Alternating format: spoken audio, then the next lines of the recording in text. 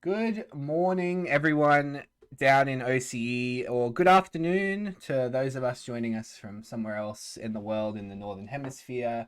My name is Cutler, and you are listening to a very special episode of the Roll Down podcast. First of all, before I get to our world's attending guest, I want to say a big hello to my co host Sol. Thank you very much for being here.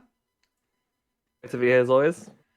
Guys, you can see who we've got if you're watching us live right now. We've got a man who is qualified for the World Championships just 48 hours ago, basically. He is an absolute titan of the TFT industrial complex, and that is Goose GV8. Welcome to the show. Hello. Glad to be here. Thanks for having me. Look, we're going to get into everything regionals, but first of all, we sort of like to get to know a little bit about the history of our guest, a little bit more about sort of where you came from, where the love of TFT came from. So I was wondering, in your own words, like how you got into TFT as a sort of a competitive esport part of your life, really.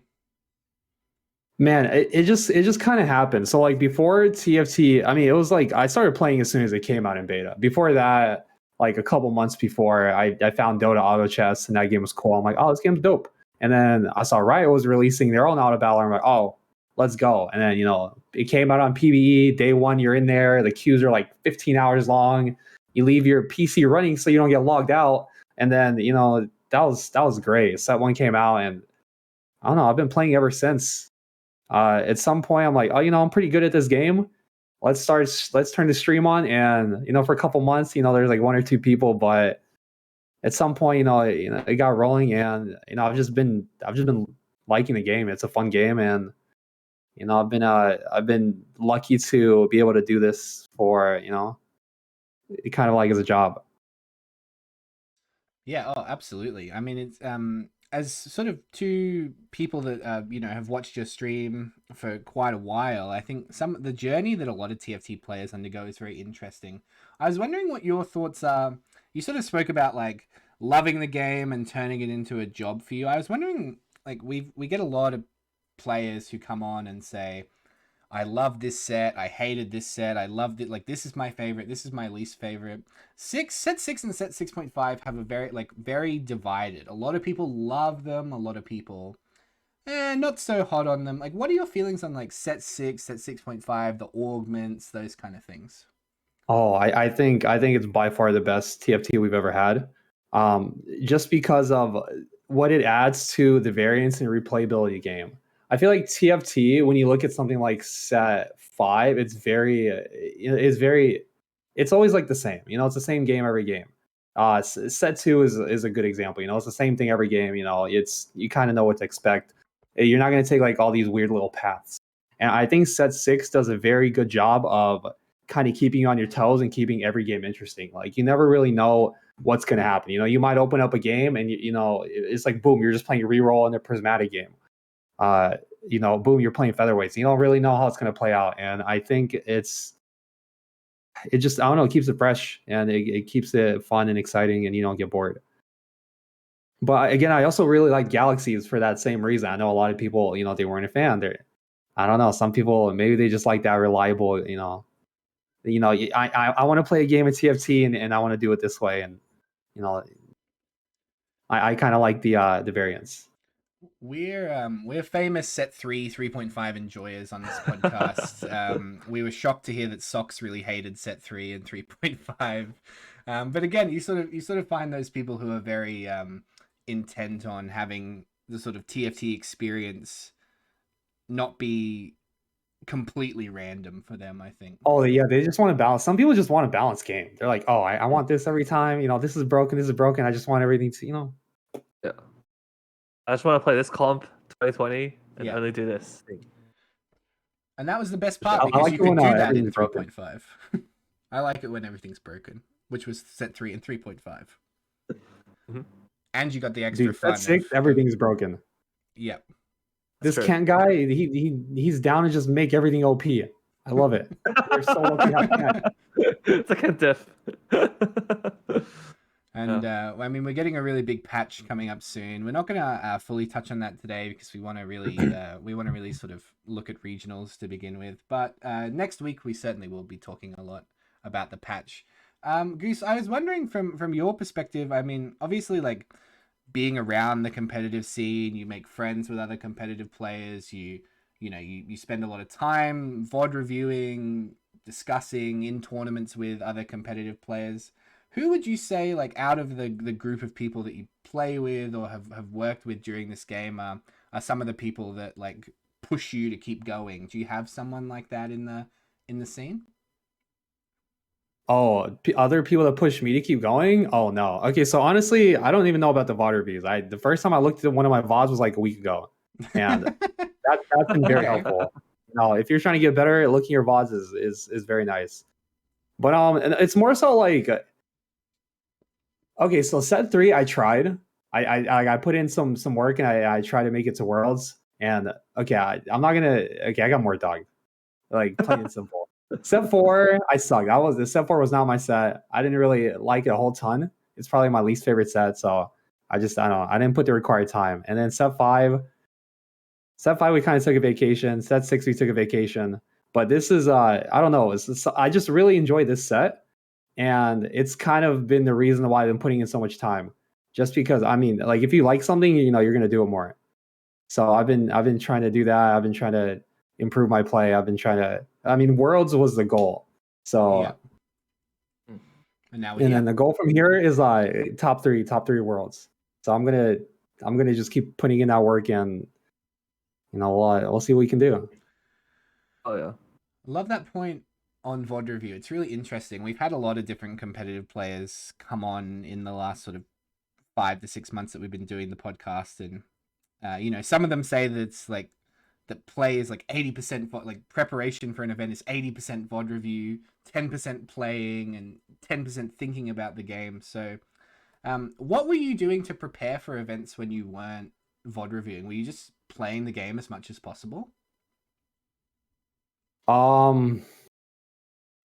It's like, okay, so you need to play the game initially. It's like there's like a couple stages. You need to play the game a lot to know what works, to learn how to pilot the comps. But like once you have all that dialed in, it's mostly VOD review at that point. Like you already know what you're gonna do.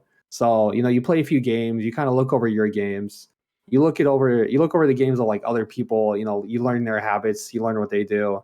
And yeah, at that point it's mostly VOD review because your strat's already kind of like locked in.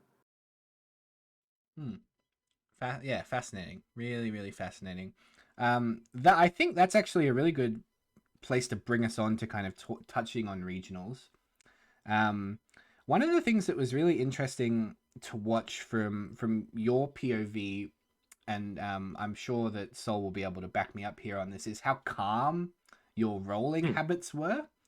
We really noticed that you were very chilled out. You didn't roll more gold than you had to every turn. You always picked a position to stop and focus for the final sort of 5 to 10 seconds on building your board. Is that something that you do, like, have ever noticed, like, that you actively do, focus on sort of building a strong board? Oh, okay. So there's a couple of things there. One, just making a strong board with the gold that you have. I think that's just like a skill you learn to develop. You learn to play strong boards without rolling all your gold away. I think that's just something as you get better you learn to do. The other big thing that you mentioned there is stop rolling like 5 seconds before, because you need to scout. If you don't scout in that kind of tournament setting, you're just gonna get rolled. So it's you have to do it. Like 5 seconds left. I mean, I think we've all been in those spots where we're like, oh, I need this unit. I'm rolling, rolling, rolling. There's 1 second left, and then you've got 2 allowies on your board. We've all been at a spot where we all took a fat 20 Yeah. damage, and that is So not always something you you get want to happen. you get Zephyr shrouded and you just get hit for infinite. Yeah, and you're like, oh, Frozen Heart Echo dies of cringe. Zephyr Yeah, Shroud. yeah. Why? Exactly. Yeah. Yeah, Really you can't do that. fascinating. I'd love to hear sort of going into that final day. We sort of did a lot of focus on that final day. So you've got through 2 big days of competition. You know who you're playing against. What were your thoughts going into the final day? Like, here's what I'm gonna do. Did you have a strategy in mind, a play style in mind, something that you thought was gonna work out for that final lobby? Um, well, I kind of, yeah. I mean, the strat was just like open bow, open sword, and then you kind of go down to your plan A. Like plan A is like innovator opener into like Jin or Sivir or like Aurelia. Plan B is is strikers. Plan C is like hex tech opener, and you kind of just like play whatever you get. Um, I mean, a big part of it was just like mindset and staying calm. I think there were a lot of players in the tourney where they had like a bad game and they kind of just like lost their mental. They tilted and they kind of got knocked out just because the mindset crashed. And I think it's important to just kind of stay calm, stay focused, and just do what you need to do. I think staying focused is a big thing, and I think it's something a lot of people can improve on. I mean, it's something I can improve on. Game number 5, I was not focused. I'm like, oh, I'm probably in. We're making worlds. I lost the focus. I was talking to chat, and I took a fat 7th. And then it's like, okay, back to focus. We'll come on to game 5. We took notes for every game. I'd love to start with game 1 though, if you don't mind. That was the Mal's 3 game. I'm sure that. Oh, that one, yeah. So we were watching that game, and you had. Well, we're not going to get like super in depth. I'm not going to be like at 4-5 you did this, but basically the thing that we sort of talked about in this game was you had sort of Morg 2, you were a couple off Vex 3, you were like 2 off Mal's 3 for like 3 turns. And you weren't rolling. You were being very, very cautious. And I think it was probably because you had a lot of HP. Do you like remember how that game was feeling for you? I know you had like Oh yeah, RFC there were, Malzahar for like the mid game. no, I couldn't roll. There were 2 other AP players. It was either I don't know. There's 2 out of the 3, like Ramblin, Robin, and maybe a Solus. I don't know. But there were 2 other AP players. I needed them to die, and then after they died, I could roll. But Yeah. I mean, the big issue that game was, we kind of reviewed the VODs.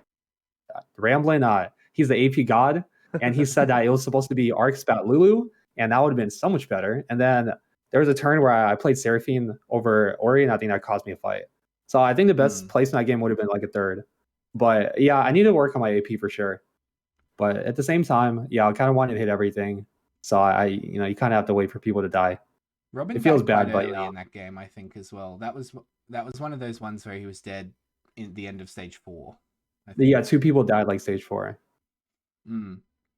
But yeah, that's really interesting because straight after the game, you turn your mic back on and you go, "I wish I'd played Orianna earlier." That was the very first thing you said after you sort of like It cost me got a around, chance to talk to chat. So it's really interesting. So he said it was play Arcanist Lulu. Why did he sort of come to that decision? Well, when I first put the spat on Morg, like it doesn't do anything. Like it's not like you're frontlining the Morg, it's backline with the Vex. It's not super high value, whereas the shields and heals from Lulu are going to be more impactful. Like if you just look at the mid game board, like Lulu would be more impactful. Yeah. And you have like phalanx and keepers as well, I think, at that point as well. So you're sort of hyper clumped in the back right corner for most of the game. Yep. Okay, really interesting. Sol, I know you watched with me. Did you have any sort of questions about kind of game 1 and that kind of thing? What do you think about game 1? I think like,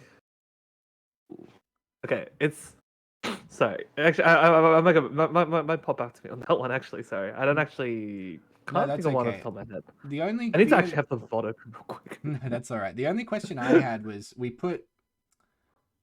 there was a choice, I think, between putting Zhonya's on Malzahar or your frontline, but I think you explained it quite well there that you were back cornering, so you didn't have like a specific sort of frontline tank that you were hoping to play in. I'm pretty sure it's always on Mal's, like no matter what.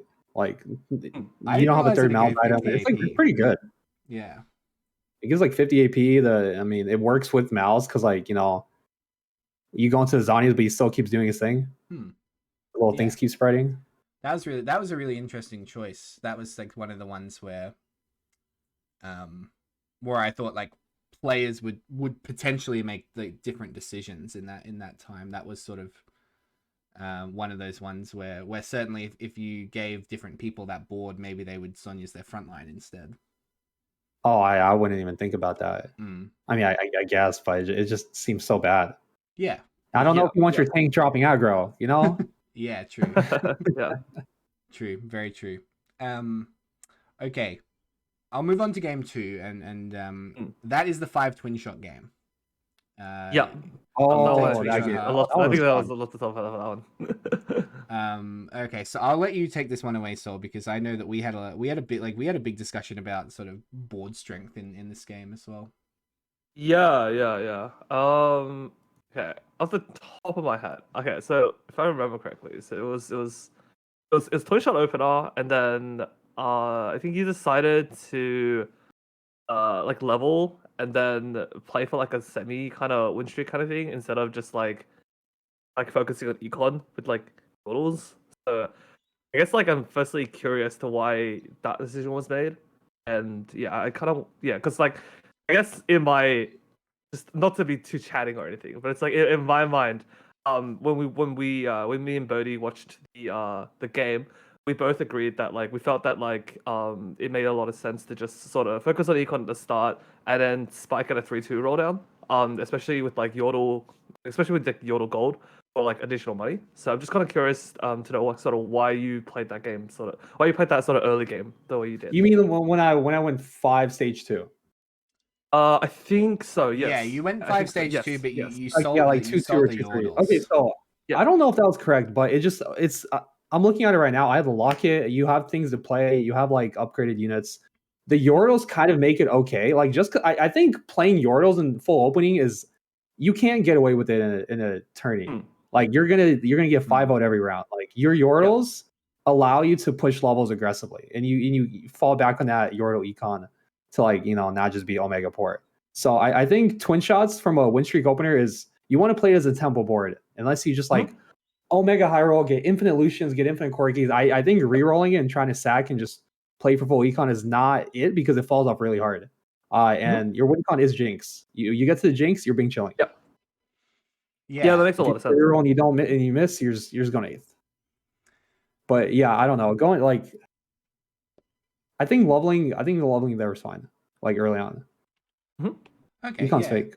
That's interesting. The other thing that I want to talk about there is you went 8 at 4-2, and then rolled on 4-3 to find Jinx. I thought that was fucking genius. Like in my head, I was like watching the game back. I'm like, fucking brilliant. That's exactly like I don't know. I'm a like I've been challenger before. I'm a challenger player. Whatever. I'm not as fucking good as a regionals Worlds attendee, but I'm like that's exactly what I would fucking do to have the best out to hit Jinx and to fucking spike a top 2 in this lobby. Basically, were you thinking like Jinx can win, like Jinx 2 potentially can win me this lobby? I need to go up. Oh yeah, Jinx. Early. Yeah, Jinx is the win con.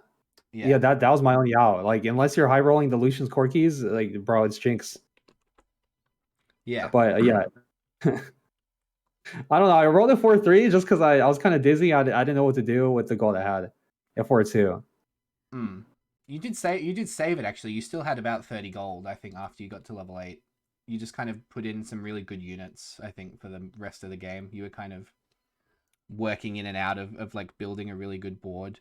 You had binary that game as well. Yeah, it was a weird game. Like I don't know. I feel like it's such a risky thing, the twin shots. If you don't win streak, you need the Jinx. Like I wasn't able to win streak this game, so I kind of got bailed out by the Jinx. It could have been an 8th if I didn't hit. But I also feel like I could have won the game. A big issue this game is I tunneled on the left side, and like if you look at some of these Aurelia fights, you just get rolled because your team they never focus Aurelia. So I think this game was firstable. It was also like 8thable. So. Yeah, I was gonna say, if I may add, like I actually am curious to sort of understand, like, like what you felt like, where you felt like you specifically went wrong in this specific game. Like, when we watched the VOD review, when we watched the VOD, we noticed that afterwards you mentioned that there was a lot of things that you felt like you could have done to play the game better. So I'm kind of curious, like, what those if like when you reviewed your own VOD, what you felt those like important breakpoints were in this game. Yeah, I think it was just positioning dip. I think I played the game pretty well. I think my leveling timings were good. I think the item slams were like really good. I'm pretty happy with those, but it's just position dip. Like TFT, you know, it's an auto battler. They kind of do their own thing. You gotta set them up right. And before we get on to sort of the other games, I really want to ask you, because it ties into the rest of the games of this of the final day. Zeeks. You love a Zeeks. You slam Zeeks every time you're playing AD. I've noticed it sort of just watching your stream when you're practicing, anything like that. I was wondering like where that priority is for you, because you're really the only one in the final lobby playing AD who ever prioritizes Zeeks at all. Yeah, I don't know. I've been slamming Zeeks for infinite sets, and Forever. I feel like I'm the only player who does it. It's a good item. Yeah, it is a good item. You know, It's I mean, absolutely up good. until this set, I've been the only player who slams Shroud and Frozen Heart as well. You know, they just haven't caught on yet. And then they printed Echo. So, yeah, interesting. That's really interesting, and it's just a good item. Shroud, Frozen Heart. I've been slamming this shit for like 3-4 sets. Yeah, I think it does you a really good service in this game, actually, because basically all of your twin shots have at least one Zeeks on them, and in like stage 5, pretty much, and you're getting the 5 twin shot bonus of just everything. Yeah, you get infinite AD from twin shot. It's good. Yeah, the only other thing it's just like a good use of belts. Like belt kind of sucks. Yeah, that's true. I feel the same way about belt for sure. And there are often times where you do have extra swords. The only other thing I wanted to talk about in this game was, did you ever consider going 4 scrap, playing like 4 scrap in your in-game board? 4 scrap, I thought about it, but it was kind of hard to fit. It's not bad. Yeah, okay. Game 3. This is the win streak game. This is like the infinite win streak game where you're 100 HP. Was it the Kalen game? Yeah. The sniper Kalen? It's the Kalen game. Yeah. It's the Kalen game. Oh, that one. Oh, that one was... Dude, I had so many swords. Holy. Yeah. Yep, you did. You really, really did. You had triple Zeeks, Deathblade. You had Deathblade, Runan's Last Whisper on Caitlyn until stage 5, basically. Yeah. That was a fun one, for sure. Yeah. I think I took the wrong prismatic, though. It should have been Verdant Veil. I took Meditation. It was kind of dead. We had a really interesting discussion about this. Okay. We had a really interesting discussion about this. That's really interesting you say that. When we were doing VOD review yesterday, we were talking to sort of current or has been rank 1 this set OCE regionals player Kade, and he was saying that it's always Meditation. And I was wondering why you think it's Verdant Veil, because I thought it was Verdant Veil as well.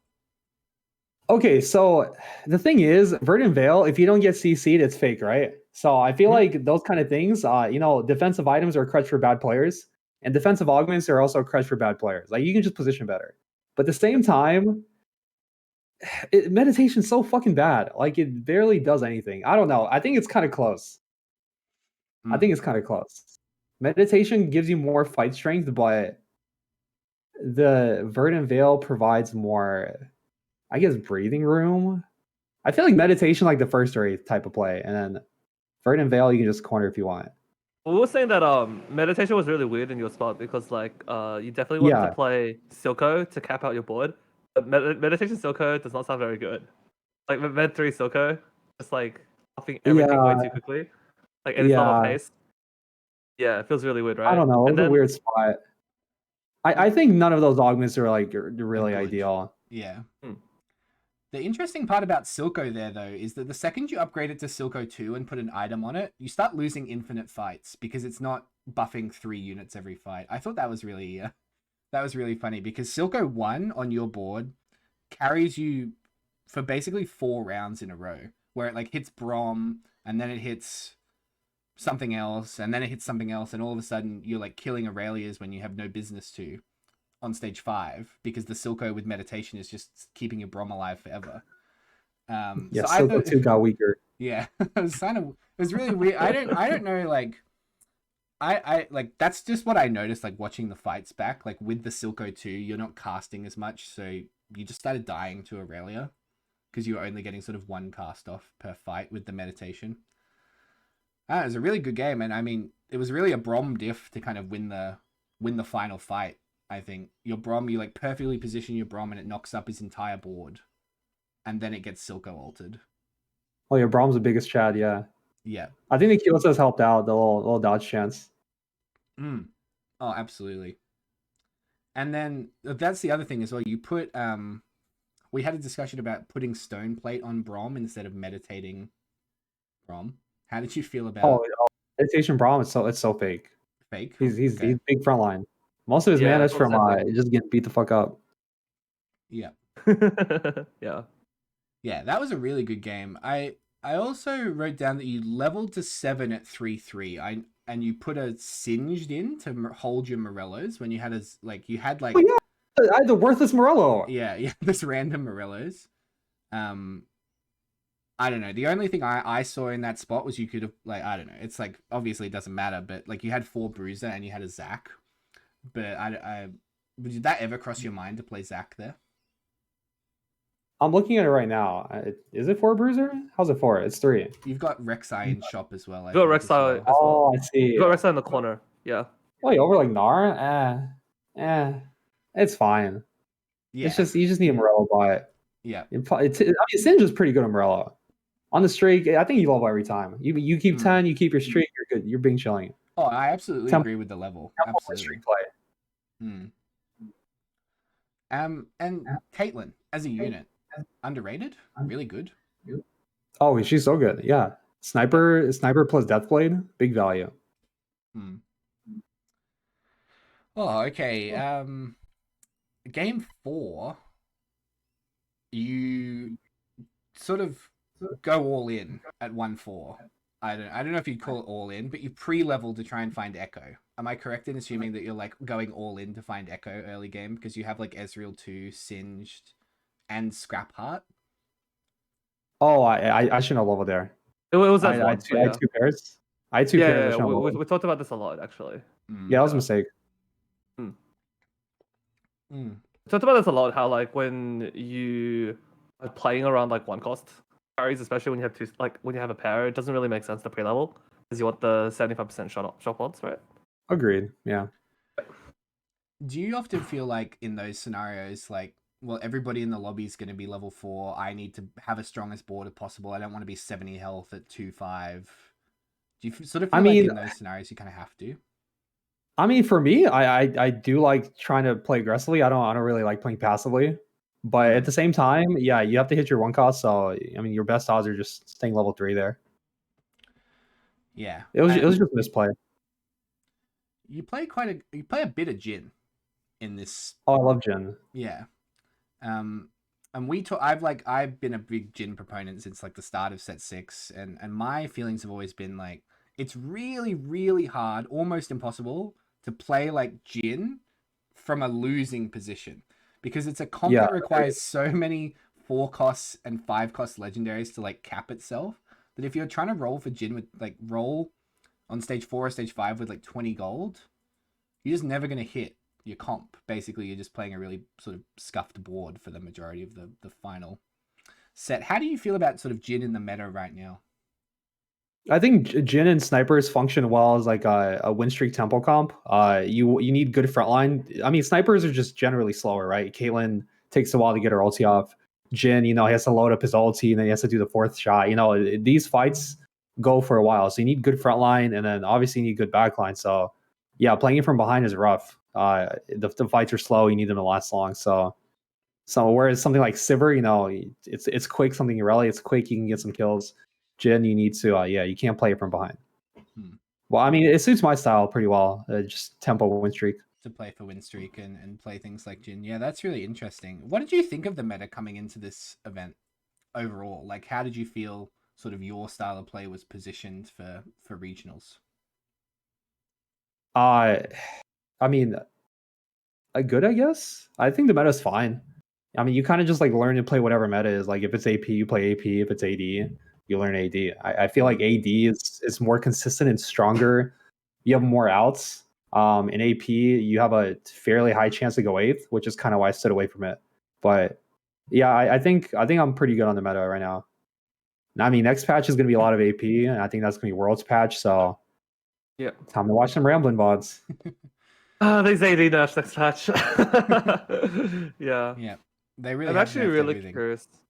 Yeah. I was gonna say I'm actually really curious to sort of hear your take on how you feel about I mean, it's been memed about a lot, but how you feel about the sort of augment balance of this set? Like, set 6.5 obviously has a much heavier focus on combat oriented augments, right? A lot more augments that are just like straight up stat boosts, stat bonuses versus set 6.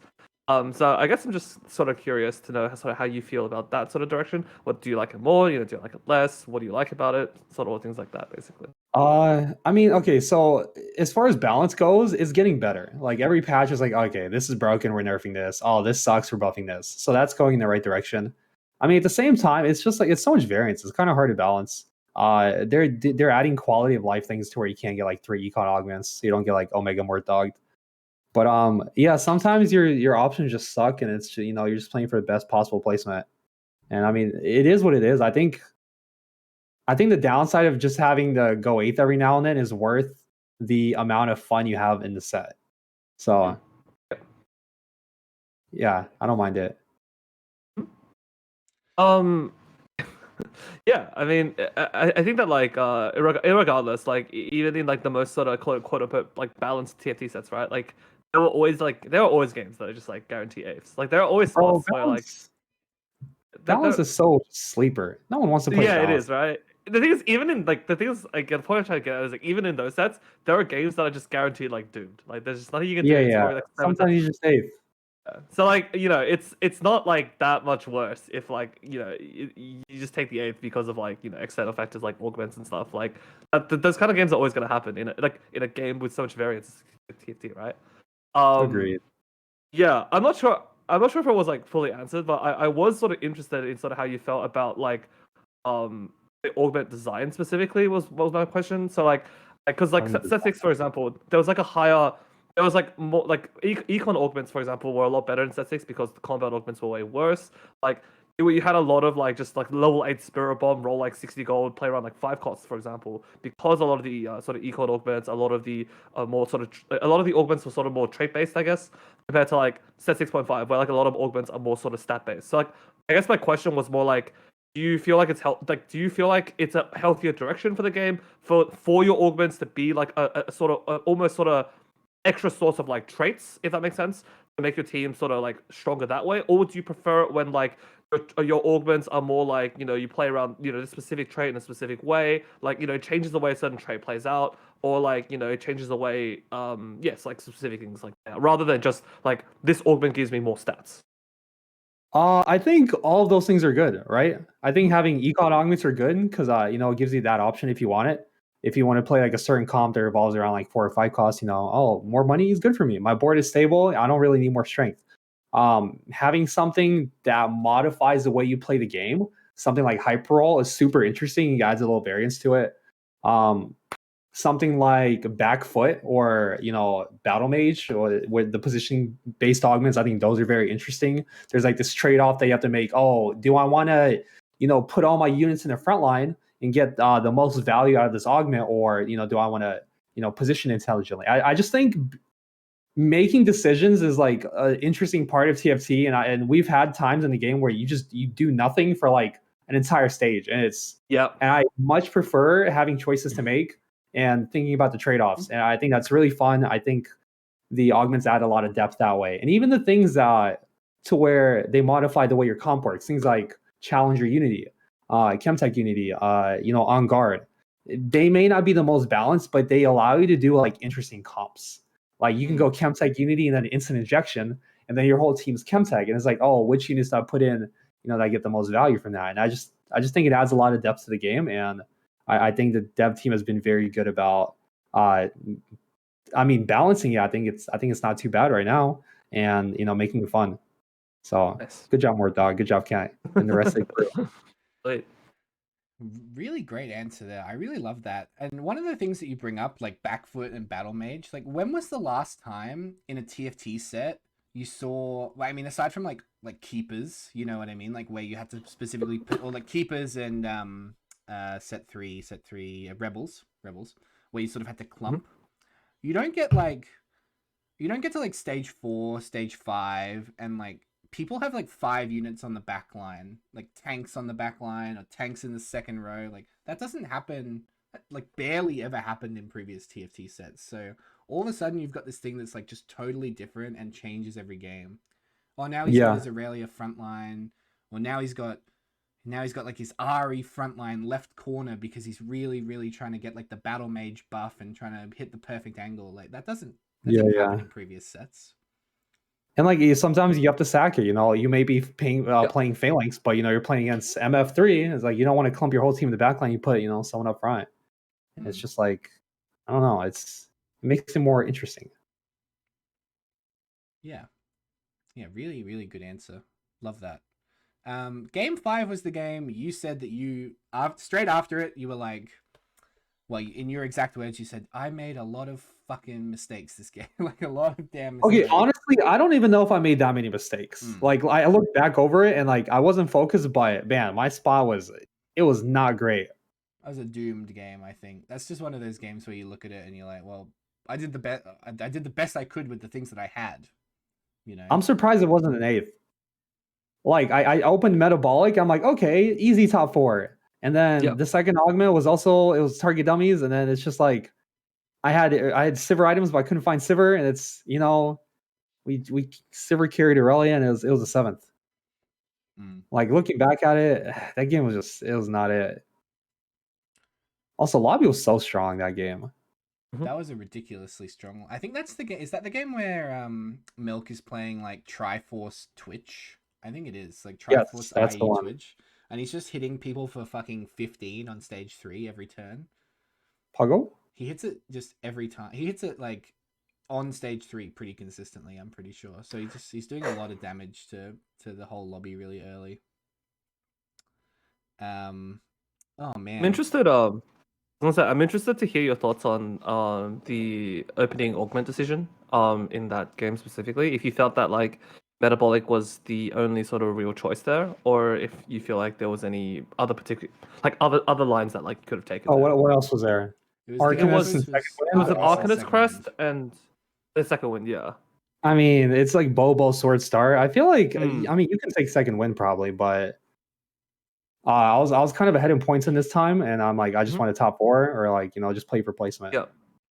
Did you feel that there was so did you feel that like because like you had like Bobo Sword, there was just no consideration for Arcanist as an option? Because, like, is there? Yeah, I was about to say is yeah, because I did briefly mention when we like when like me and Bodhi like VOD reviewed it, I was saying that like, well, I guess like hypothetically you could take Arcanist here, make like an RFC, and then like I don't know how this like, and then I guess this sword becomes like a GS or like a Gunblade, but I don't know how good or bad that is. That like might just be like way too bad if that makes sense. But I think like, committing to Arcanist with Bobo Sword, I mean, I guess it's not even a hard commit, but like that being your preferred direction is probably not the best EV play. Like you can probably work out, but because I mean the only like I think like the only like the main like argument there is just like you have something at least like some kind of tangible increase in board strength, whereas Metabolic like it doesn't really like make your board like it obviously doesn't make your board stronger. It gives you a bit more like breathing room, but like I don't think it ends up being like that much HP, right? Ever since they nerfed it, it just doesn't equate to actually that much HP over the course of the entire game. Metabolic, it's 1/4 so much HP. By stage 5, it's like 50 HP. Wait, or 40 HP. I think it's like it's 10 per stage. 5 per stage, yeah. It ends up being like 30, 40ish, right? Like assuming you get to. I mean, it depends where you die. 2, 3, 4, because like 2, 3, 4, right? Yeah. Assuming most of the game is played like from 2, 3, 4, right? So it ends up being like 30 HP, which is it's not 30. It's not bad. Wait, did I die fucking 4-1? 5-1? I don't know when I died. Am I mathing this wrong? Like it's 2, 3, 4. That's 30, right? By the end of 4, by the end of stage 4, you should expect about 30 HP, and then assuming you make it to like the mid stage 5, it ends up being like 35, 35ish, 37ish HP. Okay, I feel like most games you're kind of expected to live to like stage 6. No. With Metabolic, yeah. You'd think with Metabolic, try sure, to. Yeah. It's different now because you don't get the health off of like post carousel and post neutrals. Like, so it's less health than set 6. It definitely used to be worth like 55 HP or something. It definitely used to be worth some dumb amount of HP. Yeah. I don't know. Irregardless, I don't know if that's strong enough of an argument to sort of pick any of the other options. I was just more sort of interested if like you felt like that was the only like realistic option there in that spot. That was more. I was sort of interested. I mean, you can probably do anything. I'm interested to see that. Maybe other people do something else. Is there? I mean, I guess when you're looking at Arcanist Heart, do you ever look at it and think, well, I'm in a lobby with at least 2 people that are playing like AP every single game, and one of them's like an insane AP player who I know is going to probably play AP from any spot. Do you ever look at it and go, well, I can't, if I take this, I'm like triple contesting, kind of like the Mal's game where you were like one of 4 AP players. Is that? I think you just have to in your like. mind? I mean, sure, that's a part, but I think you just have to make the best decision for like the board you have and like the items you have. Like if you have a Vex, from an orb, it's like, oh, Arcanist is pretty good. Yeah. If you have like some rods and tears, like, okay, I can use that immediately. But it's like, if you have like an AD star, I think you probably wouldn't want to default to that. Or I mean, at least I wouldn't. I'll take second win before Arcanist there. Yep. Okay. I was definitely interested if like the items themselves were like just more than enough reason to like not even think about it. So yeah, just wanted to sort of your thoughts and sort of reasoning on that one. It's a really high roll lobby, that one. That like game 5, like everybody has like a super cap board really early. Game 6. You take component grab bag and you slam like Deathblade, Runans, and a glove. I think at the same time. Oh yeah, that game was done. Yeah. And you fully stacked Ezreal 2, the game's over. Yeah, you've got Ezreal 2. This time you don't pre-level. Are you, like what I said, that I was like, are you thinking about game 4? It's very similar to game 4 where you have like you have pair Ezreal, pair Singed, but you pre-level and you miss both. I think this time you had pair Ezreal and a Zillion, and then you don't pre-level and you hit Ezreal 2 and Singed, and then you just got like perfect innos. You like play Blitzcrank, your board's like insane.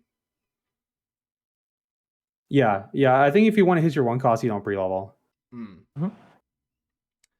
And then you couldn't find a carry this game at all. You're like playing Ezreal until stage 6-1. Yeah, we couldn't find Jhin. We couldn't find a Sivir. I mean, we just, at some point the board was upgraded, and I just said, okay, I guess we're going 9. Yeah. Yeah. It's a real. I mean, it's a good board. It's a good board. I mean, you're in a really good spot. Like, there's quite a few games during this final day. Like, I know like Aniko as well was playing a lot of like innovators and like carrying Ezreal for a lot of the a couple of we water beat that game. Yeah, he said he should have gone 9 on his Ezreal. He died. He underestimated the Ezreal. Is it that good? Like, do you just think it's that good, Ezreal? I mean, if you're winning fights with it, it can't be that bad. Yeah, that's true. Yeah. No, I mean, it is good. It's sort of you basically just got like perfect AD items, right? Or almost perfect AD items. Yeah, like agreed. Last was for Runan's Deathblade. Do you think Deathblade's quite undervalued at the moment? I feel like I don't see it very often. Like in this regionals, I saw it a lot, right? Preparing, like VOD reviewing, like preparing for the tournament, no one's talking about like the value of Deathblade inherently. I mean, outside of like strikers, Deathblade's probably the best AD item. Okay. And like even in strikers, it's not the end of the world if you have to play Deathblade, right? Oh, there's better stuff in strikers. There's better stuff. Yeah, there's definitely better stuff, right? But like at the end of the day, like more AD is still technically more damage. Like it's not optimal, but like you're not like it's not the end of the world. Like it's not like a carry suddenly does no damage. Like oh, but I don't know about Deathblade. I mean, it's not bad. I don't know. I feel like I don't want to use too much anecdotal evidence, but I feel like it's not particularly like terrible. But yeah. No, it's like math, because like if you have 100, like 6 strikers is probably like the most extreme example. Like let's say you have 110 free AD. Things like Last Whisper, things like IE will Giant Slayer, they'll just give you mathematically for sure like more damage. But like it's not bad. Yeah, exactly. It's not. That's sort of what I'm trying to get at. It's like like it's not your first. Like if you sign the Deathblade, like playing Striker is not your first option. Yeah, you're not going A. It's like Deathblade Sivir is an A. Exactly, right. Like there's obviously obviously like the diminishing returns, right, of like having like only AD and not having other forms of amplification. But like, look, if you hit a Sivir 2, like you're playing the Sivir 2 with Deathblade, like you gotta be reasonable to an extent. Also, like, Deathblade and Runons is a really good combo because the little it does a percentage for AD. Yeah, for sure. Wow. Okay. I mean, it always was a good combo, even like before they reworked Deathblade, right? Like, actually back when like it used to stack, it was like very, very good. Oh, you got the bonus AD from like killing units. Is that previous? Oh yeah, Deathblade? yeah. The old Deathblade. Ooh, good times. Oh man, a lot of people miss the old Deathblade. I think For sure, for sure. There's a lot of people that are mad at it. Man, Deathblade is just so sleeper now. I mean, the old Deathblade was definitely more fun. Like, it was definitely a lot more more hype.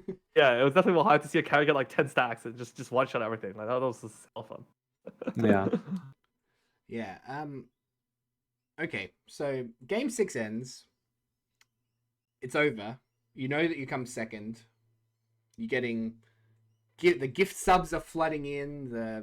You spend about Oh yeah, the oil. The oil. the oil's gushing. flooding The oil. in. What's that feeling like? I was just like sort of kind of tell us how you're feeling in that kind of moment. It's like happiness and relief, and it's just like all the work you put in. It's like oh hell yeah, let's go. It's just you're just happy in the moment. And there was like a little speech at the end. Yeah. To all because dude, there have been people that have been believing in me, and I feel like I've been letting them down. I haven't been, doing the required work, and they still believe me. They're like, bro, you're so good. You're going Origins. I'm like, bro, I don't know about that. It's like, no, have confidence. I'm like, guys, it's not, bro. I haven't played. I'm going 8th. And it's like, no, you got this. And it's like, I don't like letting these people down that believe in me. So happy that I can give them the little faith back, and honestly, I just wanted to do a good job representing NA this set. So looking forward to that.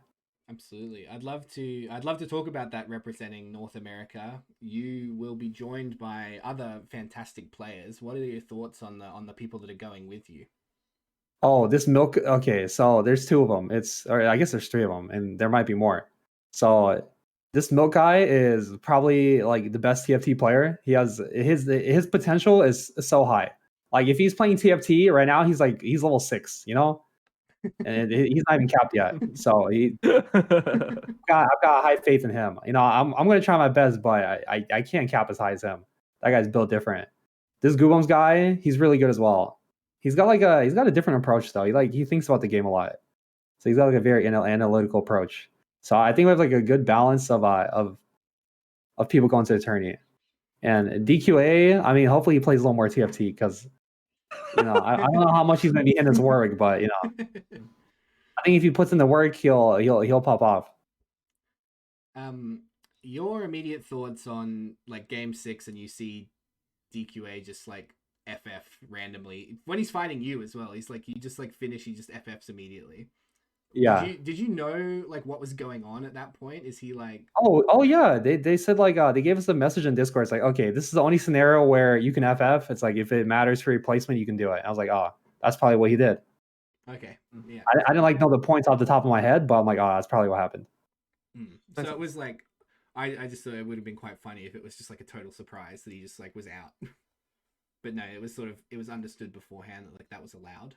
Yeah, because up until then, it's like, oh, you can't FF for any reason, which I mean, they just don't want people to quit, I guess. But yeah, sometimes it's like, strategic. Although I think in this scenario, it didn't end up, making a difference. Yeah, due to like some tiebreakers, right? Because Ramblin like won the lobby, right, and then it just came down to tiebreaks. But like obviously, at the time DQA made the decision to FF. Like you obviously don't know if Ramblin's actually gonna come first. So like, yeah. Yeah, I mean, certainly an absolutely like stacked group of players that are coming with you to the World Championships. Obviously, we are an OCE podcast. I won't like catch you off guard by like who's your favorite OCE player or anything like that. But I want to know like. Oh, I don't know if Jose counts, but it's him. It's always Jose. Yeah, he's SCA. Yeah, Jose counts. Jose counts. Justice for SCA, guys. Oh yeah, he's the world slot man. Yeah. Let him in, Mort Dog. Let him in, exactly. He's in peak form as well. Let him in. He is. Jose's great. We've had him on the podcast. He's a really lovely guy. Dude, honestly, I love OC. Esha's cool. Chaos is cool. It's a good bunch. Good bunch of people. We did talk a little bit about in the pre-show. We were talking about a bunch of different things, but we were talking about like other regions and things like that. Are there any players from other regions that you like aside, let's say aside from the OC guys that you mentioned, that you know that like you watched who are really good, anything like that? Are you kind of up to date with? Okay, who's I coming don't. to Okay, Worlds? if you guys are watching me from other regions, I don't mention you. Don't be mad. I don't. I don't know, so I'm not gonna talk. I know Hmm. BR's got some cracked players. I don't know anything about them though. I don't really watch too many. I haven't watched many of their VODs. But the EU turn like for the tourney, like when we were prepping, we were playing at the same time as the EU people, like the same weekend. So I was Yeah. watching a lot of their VODs. I learned. I watched Volta a lot, and I watched Double 61 quite a bit. I watched Swaller Tiger a lot. I think they're all just cracked players. Uh, I think this double guy is too good. We need to steal some of that tech. That guy is he was rolling. I'm like, bro, I'm just dizzy. I don't know what I'm watching. But He I was learned a lot about set 3 Draven world champion, Volta. right? Yeah, yeah, Is he the set 3? Well, yeah, he's the set 3 world champion, right? If I remember correctly. Yeah. yeah, something like that. Set two, set Is three. it? Is it? Yeah, Yeah, isn't he like okay? But this was a while ago. But isn't he like really young as well? Wasn't he like 16 when he won or something? Something insane like yeah, that. he's really young, and he click rolls. Yeah. He's like a full-on zoomer. If I Wait, he if I click remember rolls? correctly. He click rolls, and He he rolls click so rolls. fast. That's just a zoomer diff. That's all It I was like gotta this say. one game where you play like Kaisa carry, the speed at which he was rolling. I'm assuming he was just rolling for a wreck site. So it was like fast, but man, I'm like, I couldn't keep up with that. I'm like, bro, is this 2x or what? Jesus. I'm too old for that. Dude, I like watching Ramblin'. Ramblin' plays so slow. You get to see everything. Yeah, then He you really know. thinks about everything. You really Double know guys what's just going on. Hmm. Yeah. yeah, they're cracked. I don't know a ton about other regions. Like I haven't been able to watch too Hmm. much China stuff. Hmm. I haven't been watching too much KR recently. It's just been like it's just EU and NA. Yeah. I mean, it's totally understandable with the format the way it is. It's not the easiest to like. You can't just like go and find Chinese tournament VODs or something, or KR tournament VODs like just off a whim. If you, I mean, you probably like you'd have to dig really deep to find them, basically. Yeah, you gotta get on the Chinese sites. But they've got some tourneys coming up soon. They have their regional qualifiers and like just little tourneys happening soon. So I'm gonna try to watch those. Also, they haven't had their regionals. Their regionals like a week before Worlds. Yeah, it's intentional so that they're in peak form when Worlds arrives. Yeah, Right? bro, why don't we do that? It's like everyone else Rick. has been kind of tired of the set. Kind of worn out. It's hard getting scrims together. All these Chinese players rock up. Just had our regionals a week ago, peak form, ready to go. And then Yeah, they get like a little break and it's like back to it. yeah, pretty much. So the other thing I wanted to talk about specifically is like obviously we're going towards the World Championships now. We're kind of I won't like get too deep into set 7 or anything like that, but I wanted to sort of know your feelings about whether or not augments or armory, like specifically augments and armories have been mentioned as like things that they would love to have back in similar different forms over and over again. Oh yeah. How do you feel about that? Oh, they can't get rid of it. You can't get rid of augments, bro. The TFT's gonna die. Like the genie is out of the lamp.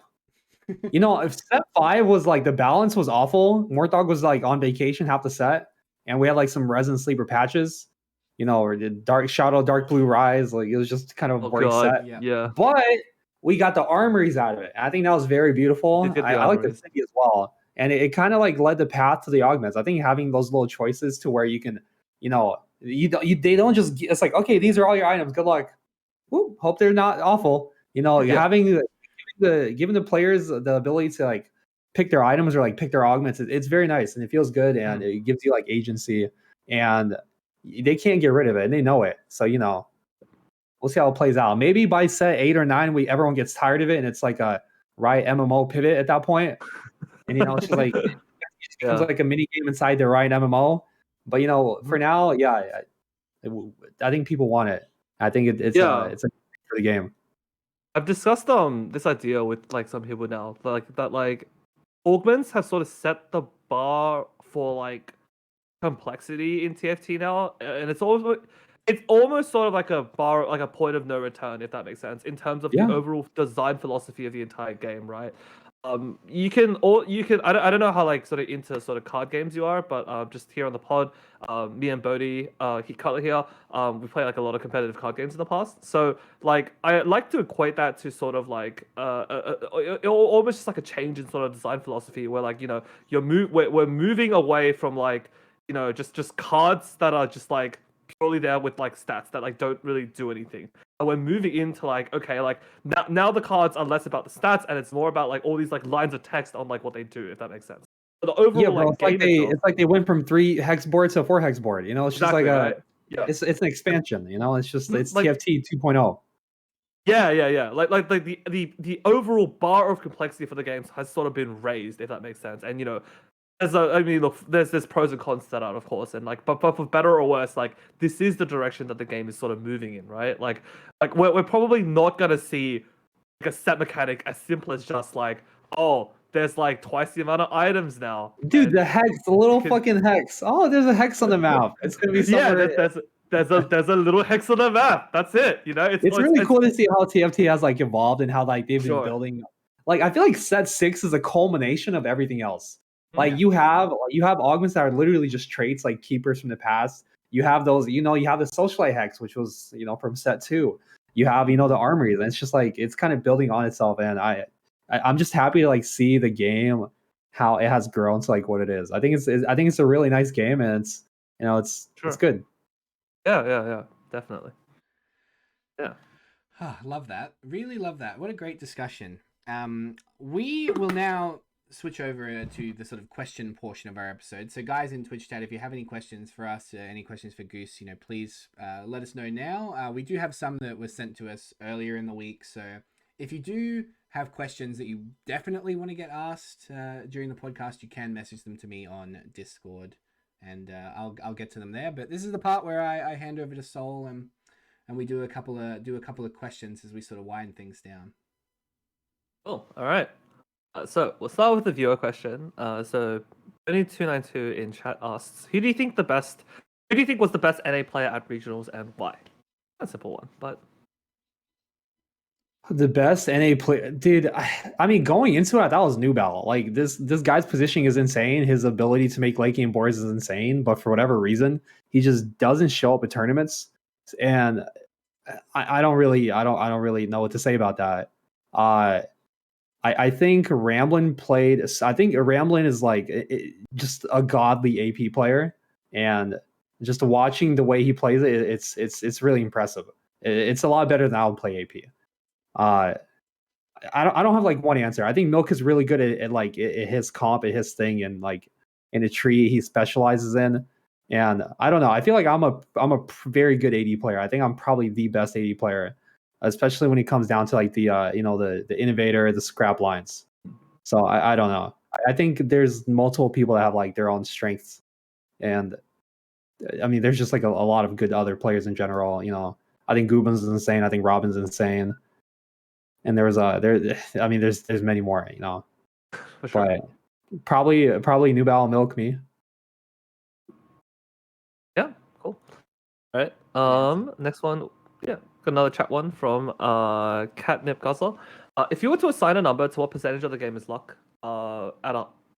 Basically, like the question is essentially saying like how much of the game is skill, how much of the game is luck at the sort of high competitive level. Like we all know that like sort of at the ladder level, right? Like you can argue that like the game is predominantly like skill because there's obviously a big gap in like there's a big gap in like game knowledge between sort of different ranks, right? But once we reach the sort of highest echelons of play, right? How much of that where everyone's really good, right? Like, you come into a field like NA regionals, you look at you look at these 32 players, and you're like, any of these guys can like take home the trophy, right? So like, at that point, at that sort of level of the game, right? Like, how much of it comes down to luck? How much of it comes down to skill? What does that skill actually equate to? Like, what does that really mean? If that makes any sense.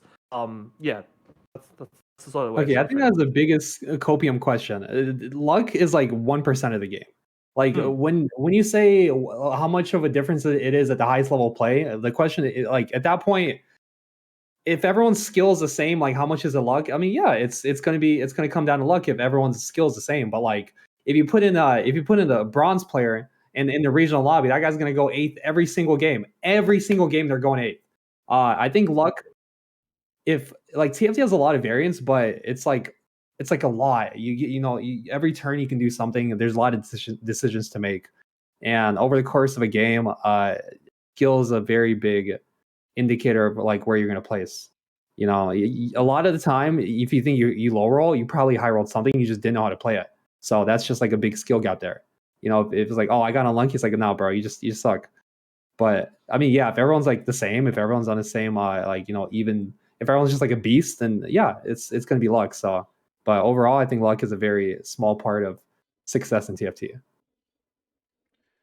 Yeah, fair enough. I think that's a pretty good answer. I think it's always interesting, like, hear sort of people's like sort of thoughts at how much of the game is skill, how much of the game is luck. Like, it's a very it always feels like a very like commonly discussed topic, but where I personally have always felt like the game is predominantly skill. Like, otherwise you wouldn't see the same players at the top of ladder like every single set. You wouldn't see like the same names popping up over and over again in like like the same people like who win tourneys. You know what I mean? Like, so it definitely does feel like it's almost predominantly skill, and like occasionally it's luck, occasionally it's RNG, but like most of the time it really is. It really does come down to that sort of decision making, that sort of skill, right? Yeah. The bigger your skill as well, the more the more you're able to limit luck and RNG as well, right? Like, if you are a skilled player and you feel like you're like, in quotations, low rolling, there are like hundreds of decisions you can make every turn, as you said, Goose, like to mitigate the fact that like you're not having a good game. Like, some people, you can just roll on 3-5 if you like. It's not like set in stone that you have to do the same things every single game. You have to like position yourself in the best possible way with the skill that you have to make an outcome for yourself, basically. Agreed. So Right. you the better you are, the more chance you have to mitigate luck by making complex decisions. That's my opinion. Sure. Yeah. And I mean, like, just to put a final sort of explanation mark, like TFT is like a game with like so many like potential decisions, and just like the overall the like decision tree is so big in TFT that it's really difficult to like be in a game where like you only have like one or two options. Like, a lot of the time, there's infinite things you can do. A lot of the time, like, there's so many lines that like you might not even like see, if that makes sense, and like those lines branch into like even further lines, if that makes sense. So like, I think a lot of people don't sort of like think that like the game is not particularly complex because they tunnel very hard on one specific thing. But like, one thing that you'll get when you watch like a lot of these better players play, it's like you'll see them do things that like you just would not have even thought about doing. Like, and yeah, I think that's really, really cool. Yeah.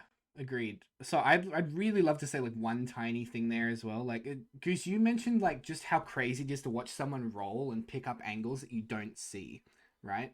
And if you're like, oh man, like RNG really like fucked me this game. Like, I've absolutely been screwed by RNG. But you rolled down on 8, like, and you're literally just looking for the unit that says Siva or the unit that says Aurelia, and you roll past, whatever, Jin 2. You roll past like a pair of legendaries or something, and you have a Nico, something like that. The more that you like tunnel on the fact that RNG plays a factor in the game, the less chance you have to like personally improve your board in a given scenario. I mean, it's just like a bad mindset. Like, it just even outside of TFT, it's like, you're not taking responsibility for your own shortcomings, and that's just like a personal thing. There's always things you can improve upon. Sure. All right. So, what about pre-prepared questions? So I think we talked about this a little bit, but aside from the feeling of qualifying for Worlds, what was your personal highlight from the regionals weekend? Oh, the triple Zeke sniper game.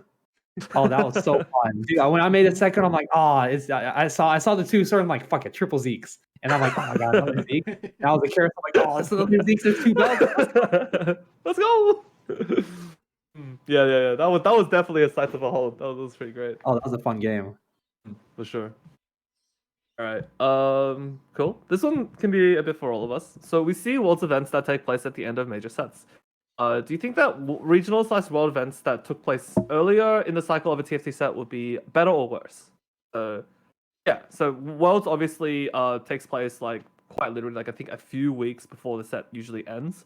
The entire set, right? So like, what are our just sort of general thoughts on like if Worlds took place earlier in that sort of cycle, right? Like towards like the mid sort of like obviously like Worlds obviously can't like take place like immediately as like the set begins, but like what if like Worlds sort of happened more towards the sort of midpoint rather than to the end point? Okay, so I think if Worlds happened earlier, it would be worse.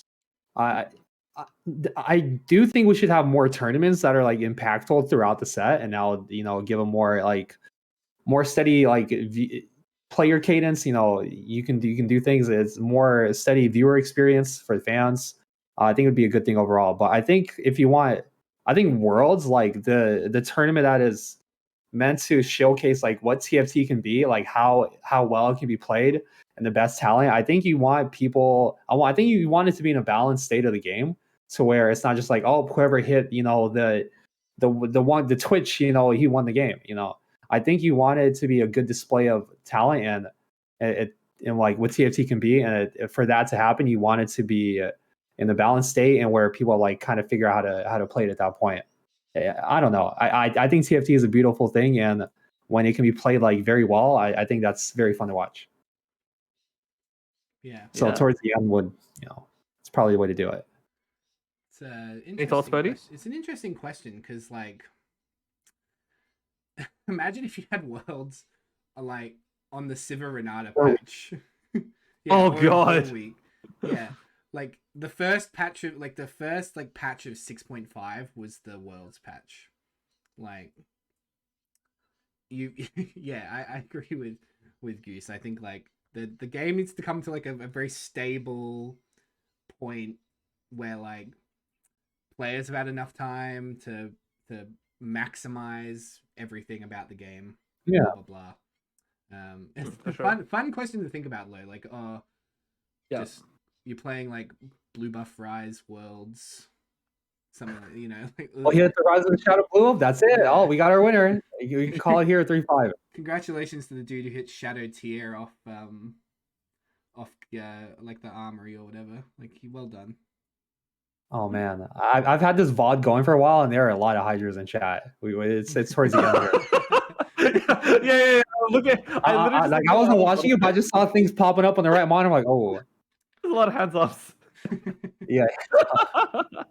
I'll add a point on that question in that I think that like other than like obvious like hype reasons, right? Like you want the biggest tourney to be at the very end.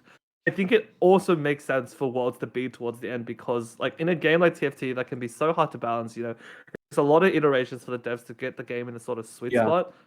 I really think that like the devs really need the time to sort of be able to sort of like fully like sort of balance, fully sort of understand how the set works, like what values make sense, what like how things like work, how things function. And it really is like a sort of trial and error iterative process. Like we can't expect our devs to literally get it right on like the first like 2 patches, 2-3 patches. Dude, right? they've been so good about it this set. Yeah. Like even the first patch, they've been not good, bad. exactly. We've Like the we've come first patch. such a long way.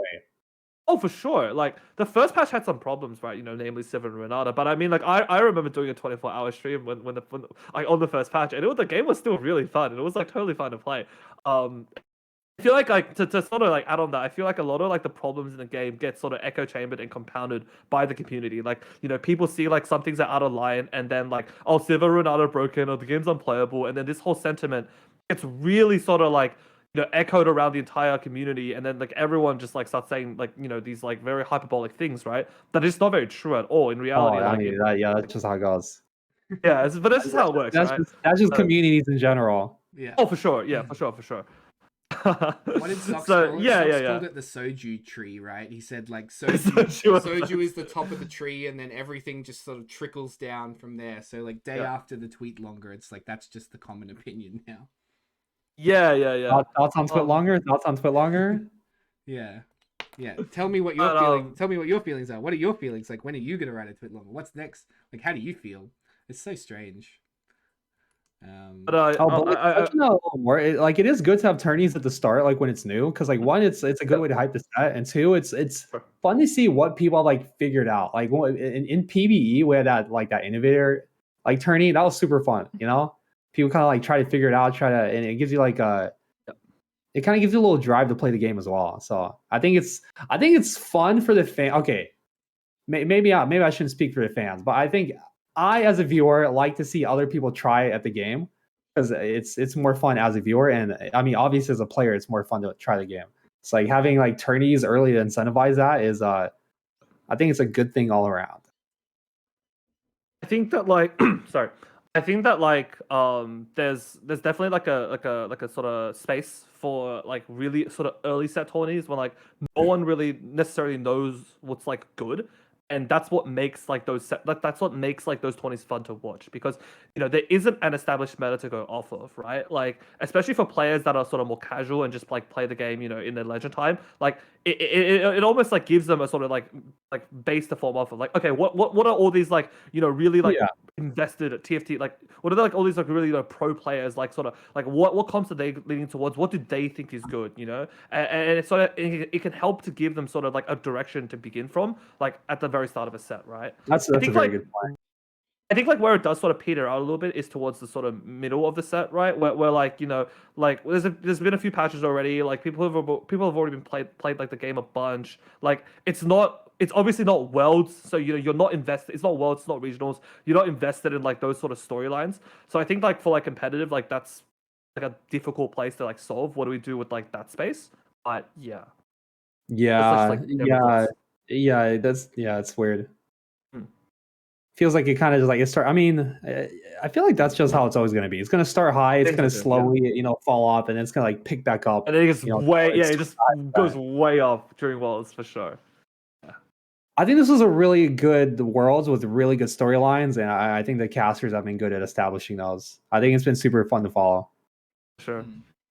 Mm. So shout out to Murray Card in the chat. Do a question from him. Does Goose think that there should be a competitive circuit to qualify for Worlds? So essentially, just it doesn't even have to be a competitive circuit. Just thoughts on alternate sort of ways to qualify for Worlds other than just via only regionals, right? Like because regionals is the only way you actually get to Worlds at the moment. Like a circuit, like what does that mean? Is it like a sort of like league event almost?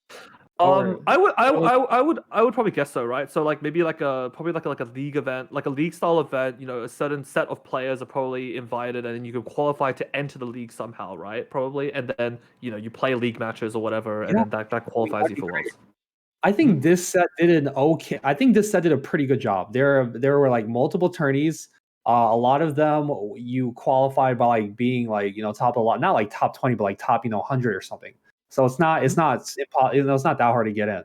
So there were like multiple tourneys where you can get multiple regional slots.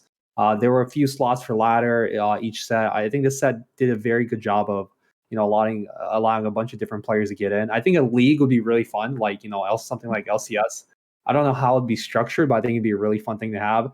And another cool, okay, so this is kind of like a little theory that I think would be a really fun thing to do. You get like 100 players, and it's like you do like a tourney every week, but the tourney is on like a different set. So like the first tourney is like on set one, the next one's like on set two, Mhm. next one's set three, That's and it's wild. like you do that over the course of like like a month or two, or I guess it would be like 2 months at this point. And I think that'd be a fun thing to have. I don't know how you would structure it, but it's like who adapts the best, who's the most like consistent. I think it'd be a cool thing to do. Yeah, It'd be great if that you would be didn't know. wild. You just like prep for each one every single week. Would it be even funner or even worse if you didn't know until you loaded into the first game what set you were playing? Oh man, shit! that'd be Set three. Fuck, we're on fucking Forecast Galaxy. Oh shit! no. You'd have to like prep for all of them. But that'd be too dizzy. Yeah, Way too dizzy. yeah, for sure. Fuck, get the fucking set 3 notes out. Holy shit! That's a fun idea. That's such a cool idea. We need the Chinese client so we can play all the sets. Yeah, we need to play all sets. Wait, that's how you do it. They're building they have the building blocks. Mm-hmm. True. And you can rebalance them as well, like the Chinese client did, like a balance because they rebalanced set 1. I wonder if we ever get to that point where you can like play the different sets, kind of like how you can play like Hyper Roll or something, or, like double up. Just like a different game mode. You just load into like set 3. I guess they like you need more players.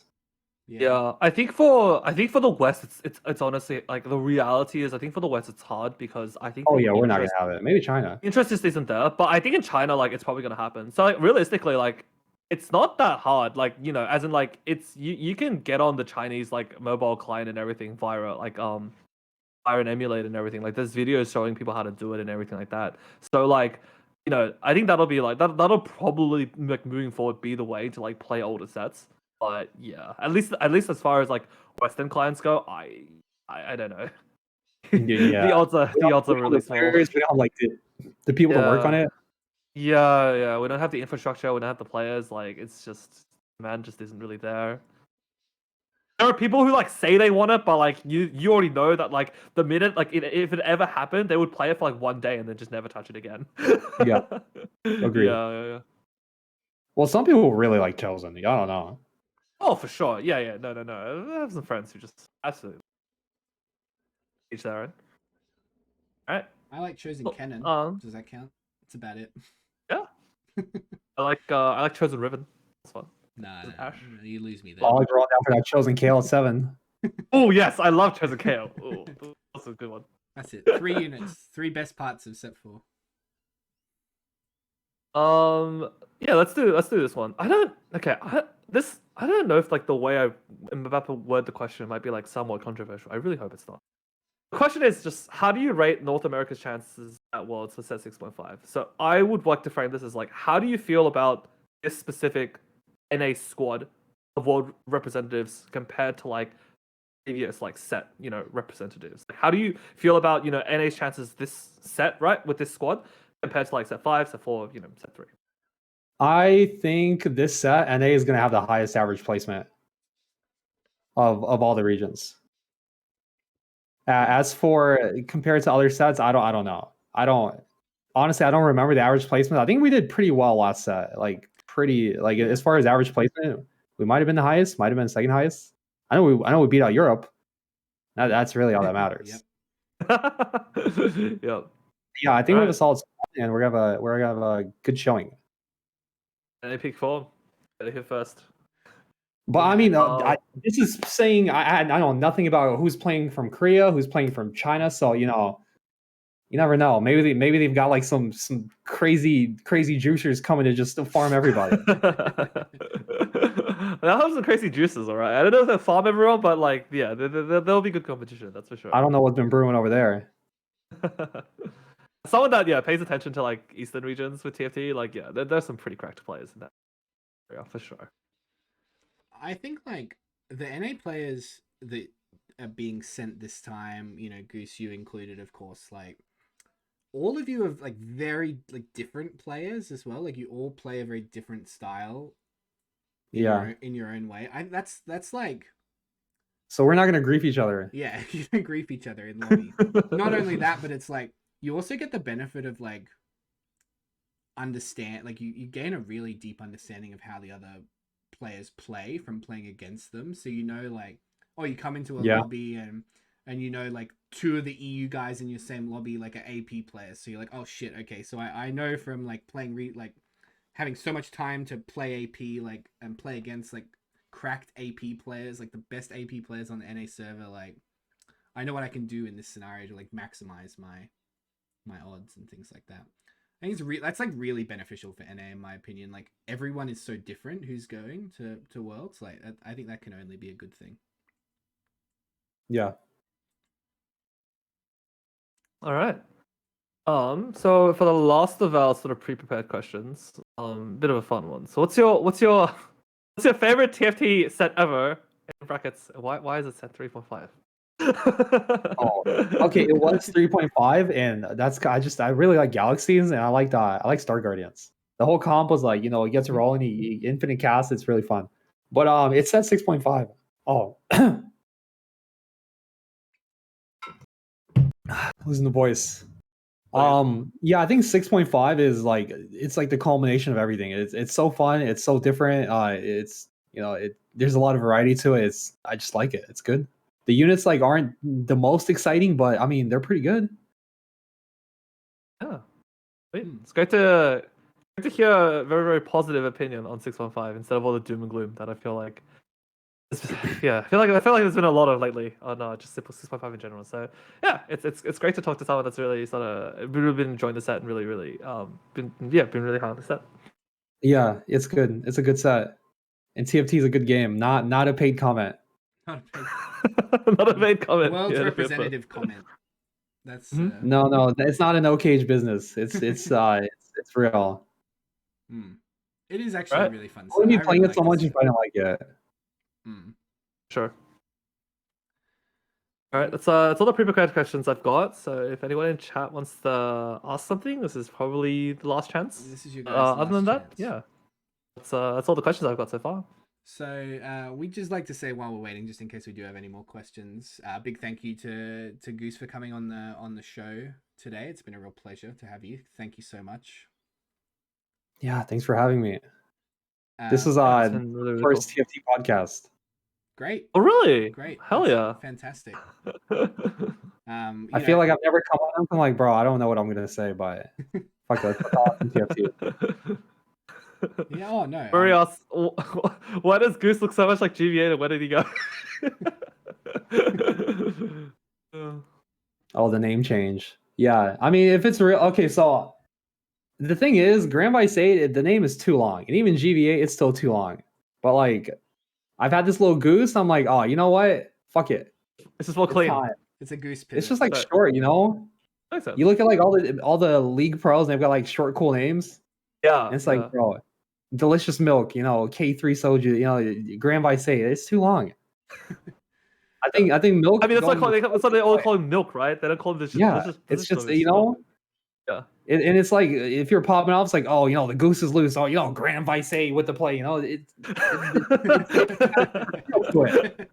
yeah, for sure. It's an esports thing. I would have liked it if they'd started calling milk delicious instead of delicious milk. That would have been good.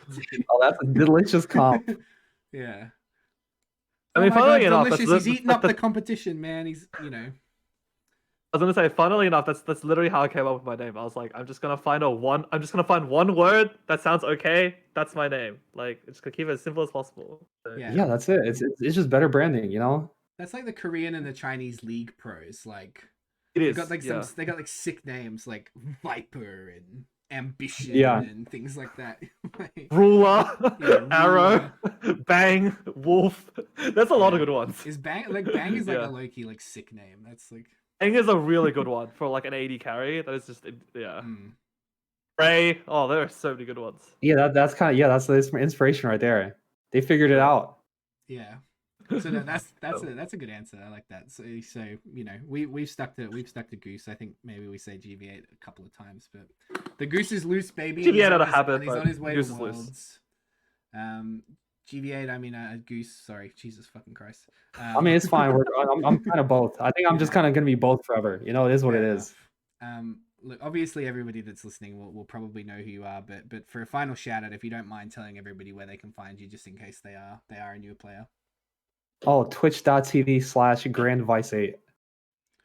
Fantastic. I mean, you know, let's get out of here, guys. So finally, Sol, you know, thank you, my co-host, for being here. It's been an absolute pleasure.